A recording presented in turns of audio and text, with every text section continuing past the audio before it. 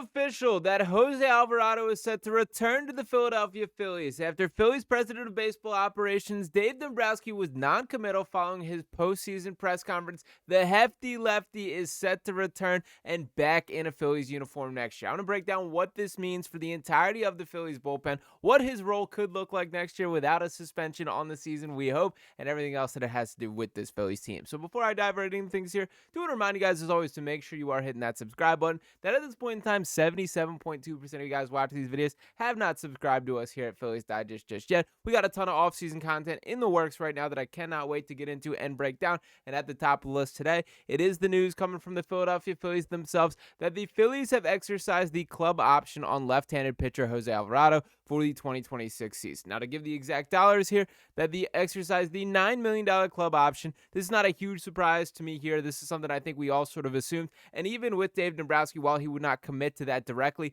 during his press conference following the season, he kind of gave an indication that I would be surprised if he's not back, but we have not came to a decision yet. And to reflect on Alvarado a little bit, this is a guy that I think has become a fan favorite throughout his tenure in Philadelphia, but they became a bit strained this year, with some being quite upset at the suspension due to PEDs. And to give the full details of what did pop up this year, that I did want to reflect on the ESPN article, which states Philadelphia Phillies reliever Jose Alvarado has been suspended 80 games without pay for violating Major League Baseball's drug policy. The hard-throwing left-hander tested positive for exogenous testosterone, which is a performance-enhancing substance, the MLB said in its statement Sunday. The suspension is effective immediately. By rule, Alvarado will also be ineligible for the postseason this year.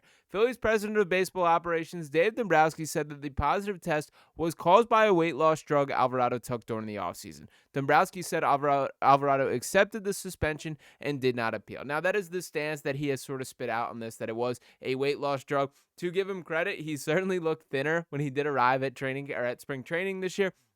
And the stuff also hit a little bit harder for Alvarado that I remember pulling out up at the time in the video. My immediate reaction during that time of the suspension, that you go down the pitch breakdown of every fastball, curveball, slider, you go down his pitch arsenal there. Everything had a little extra heat on it. So whether he intentionally took it or not, I'm not a guy that gets super up in arms about this. Obviously, he should not be getting suspended. He should be completely cognizant and aware of what he's putting in his body as a professional athlete, but I'm willing to just let it be water under the bridge. At the end of the day, the Phillies did not lose out in the postseason because Jose Alvarado was not available there. It certainly is something that if the teammates within the walls of the locker room have an issue with, they have a right to be upset with him, to take it to him directly, but I'm thrilled that he's back in a Phillies uniform for next year. Now, the reason that I'm so excited here is not just because of who Alvarado is as a pitcher, and to highlight who that is exactly, do want to reflect on his stats from this year, that he did pitch in 28 games in the abbreviated season. He had a .667 win-loss percentage through 26 innings there, allowed 4 home runs,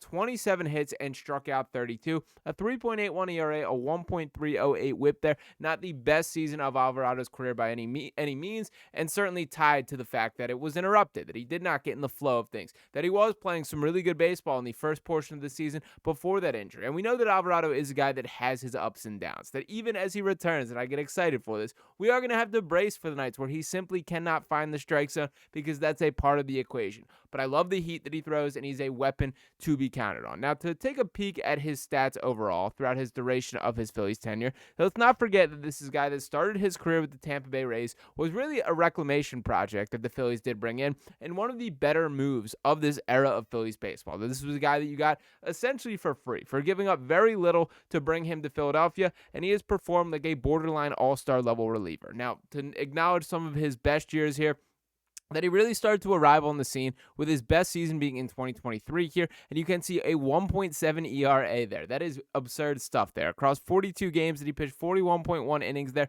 allowing just 30 hits, 15 runs allowed, just 8 of those earned there, 3 home runs conceded, and struck out a wild 64 in that season. That is elite stuff from Alvarado, to be determined if he can return to that exact form, but what I'm encouraged by is the entire bullpen picture as a whole. And to reflect on what that is there, obviously we spoke so glowingly about the addition of Johan Duran, who's right at the bottom of the spot track breakdown here. He is still on the books and under team control for 2 more seasons, which is why the price point was so steep to bring it in. And I do want to interject there and say, say I'm thrilled that they stepped at the table and really got a closer this year. That's been something I've been critical of Rob Thomson, of Dave Dombrowski, that this lack of priority, that there is this modern baseball thinking of high leverage situations that I continue to push back about, that I understand there are different concepts. And we're certainly seeing teams lean into it more and more. I mean, you watch these playoffs, there's this new opener that teams are rolling out, that you're throwing a reliever for that first inning to face the top three of the lineup. I get it conceptually, but my pushback from a bullpen perspective is baseball games are going to go 9 innings, or perhaps more than that if we're talking about a World Series matchup. But there is always a finite number of innings that are going to be played. There's an end point in baseball in a way that you have to have a closer in my mind, and Johan Duran is absolutely that dude. So I get it. They worked through it. They did play the leverage, play the matchups for several years. I love that it is no longer the thought process of getting through the 9th inning, but getting to the 9th inning to give the ball to Johan Duran. Now, that is the guy at the bottom of the roster there, certainly the guy that will continue to be the closer. You see Jose Alvarado right at the top of the list, which that $9 million figure will now turn set in stone. Then there's Matt Strahm, who's on the books for $7.5 million this year, a guy who was not the top version of himself this year, but a guy that I still feel very solid about having the option out of the bullpen. And those are essentially the two top lefties that this Phillies team will work with. It'll be Matt Strahm and Jose Alvarado there. A little bit of like a good complementary skill set, I would say. Strahm's a hard thrower as well. He's not a guy that is like a pick his spot guy, but Alvarado is certainly the guns a-blazing. I'm going to throw it by you. Strahm a little bit more calculated in the way that he sets up pitches, the way that he uses different pitches there. And I think that's a good kind of compliment from the left-handed standpoint. Then at the right, of course, Johan Duran headlining things there. And Orion Kerkering, that is a guy that I have a lot of questions about coming into this year. I've been a believer in Kerkering. You look at the numbers, and I understand he gets a worse rep than he deserves right here in Philadelphia, but he's been one of the better relievers in the sport since coming to the major leagues straight up there. I do wonder if the way that last season ended does impact the way that Orion Kerkering goes about his business this year. That I think it is really essential that when the season does kick around, that he gets off to a strong start. And that is one of those situations that can mentally really bother a player. The Phillies have been pretty upfront in addressing that in a way that I'm kind of surprised that they've been that directly acknowledging it. But they're speaking about, like, we got him a support group. We're talking to him on a regular basis here. We expect Orion Kerkering to be back to himself here. On one hand, I think that's great that they are being that proactive in its approach. On the other hand, the fact that they're needing to be also sort of indicates me that this is a guy that's going to be bothered by it. And for Orion specifically, I appreciate the way that he took it on the chin, faced the media, owned up to it after the fact there, and things happen, man. Like, he certainly is going to relive that specific play back in the head for probably the rest of his life. Like, that's a brutal feeling as an athlete, as a human being right there. And I do hope that he can get back on the pathway that he was on to growing into one of the top relievers in the sport of baseball. But that is a storyline that I do want to note coming into the season, is I think it's going to be really interesting to see what version of Orion Kerkering does take the field. Is this a guy that looks rattled by the moment? Is he bothered by what happened last year? Or can he get back to form in the way that we all hope is the case? Then looking at the rest of the bullpen here for this Phillies team, a bit more uncertainty as a whole here.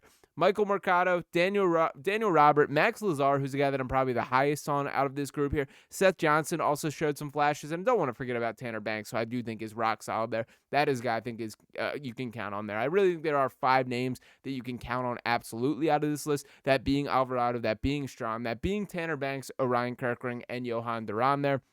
A lot of question marks beyond this. But I interject that to say the fact that there are 5 names that I feel pretty good about is a great spot for a bullpen, and a far better spot than we entered many Philly seasons here. Let's not forget that this time last year, or even a couple months ahead of time of this time last year, we're talking about Jordan Romano being the solution to this Phillies bullpen. That is insane that we talked ourselves into that for a second, and it is crazy that that was their biggest investment as a bullpen arm, and a guy that they ended up not even getting that burned by, to be perfectly honest. They were able to keep him off the playoff roster in its entirety, and it didn't really bother this team. They found a way to overcome it. So that is a shout out. And the last point that I'll note with the suspension to Alvarado directly, I do wonder if that suspension does not happen, if Dave Dombrowski does not pull the trigger and make that trade for Johan Duran. He sort of kept the cards close to the vest until this specific trade deadline. I do wonder if that was what motivated it. So while it sucked that Alvarado was taken off the field at the time, there was sort of a silver lining that I think came out of it. If it did not force its hand, it certainly led him that direction or increased the urgency